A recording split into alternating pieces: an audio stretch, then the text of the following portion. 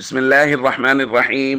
عن أبي هريرة رضي الله تعالى عنه قال قال رسول الله صلى الله تعالى عليه وسلم: إن أول الناس يقضى يوم القيامة عليه رجل استشهد فأتي به فعرفه نعمه فعرفها. الحدیث رواہ مسلم۔ نبی کریم صلی اللہ علیہ وسلم نے ارشاد فرمایا، قیامت کے روز سب سے پہلا شخص جس کے خلاف فیصلہ آئے گا وہ ہوگا جسے شہید کر دیا گیا۔ اسے پیش کیا جائے گا، اللہ تعالیٰ اسے اپنی عطا کردہ نعمتوں کی پہچان کرائے گا اور وہ ان نعمتوں کو پہچان لے گا۔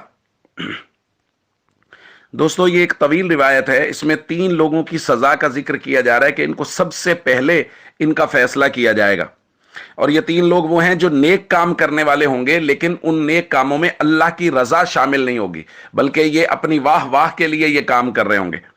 سب سے پہلا وہ شخص جو اللہ کے راستے میں شہید ہوا، وہ اللہ کو جواب دے گا، عرض کرے گا، اللہ پاک قاتلت فیک، میں نے تیرے راستے میں قتال کیا اور میں شہید ہو گیا، تو یہ میں نے کیا ہے۔ اللہ تعالیٰ فرمائیں گے، کذبت ولکنک قاتلت لأن یقال جریء، تو نے اس لیے قتال کیا کہ لوگ کہیں بڑا بہادر ہے۔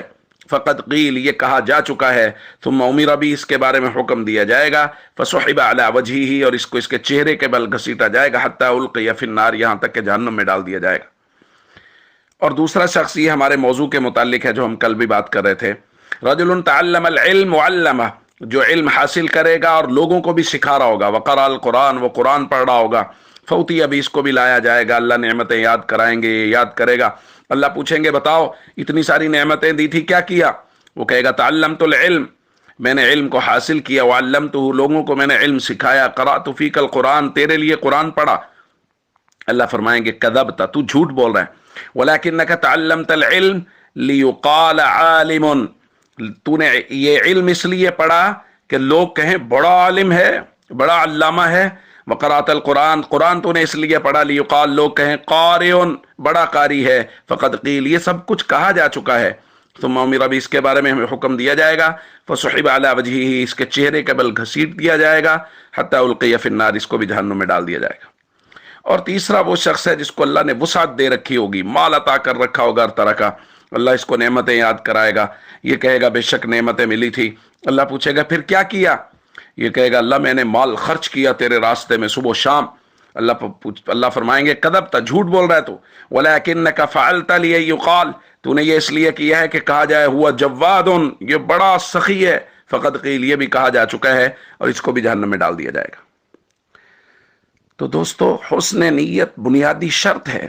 اگر کوئی آدمی علم اس لیے حاصل کر رہا ہے، جیسا کہ ہم کل بھی بات کر رہے تھے، کہ علم علماء سے مقابلہ بازی کر سکے، لوگوں میں اپنا مرتبہ ظاہر کر سکے، میں بڑا عالم ہوں، اور اللہ کی رضا کی نیت نہ ہو، تو قیامت و دن سب سے پہلے سزا کا مستحق ٹھہرے گا۔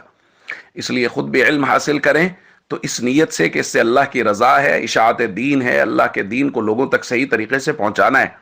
اور جو لوگ سوشل میڈیا پہ بیٹھ کے آئے روز علماء پہ نکتہ چینیاں کرتے ہیں، نقائص بیان کرتے ہیں، اور جو علماء گزر چکے ان کے بارے میں بھی وہ کمنٹ پاس کرتے ہیں، ان لوگوں سے ہمیشہ بچیں کہ یہ وہ لوگ ہیں جو صرف لوگوں میں یہ کہلوانا چاہتے ہیں کہ میں بڑا علمی کتابی ہوں۔ تو ایسے لوگوں سے ہمیشہ بچنے کی کوشش کریں۔ السلام علیکم ورحمۃ اللہ وبرکاتہ۔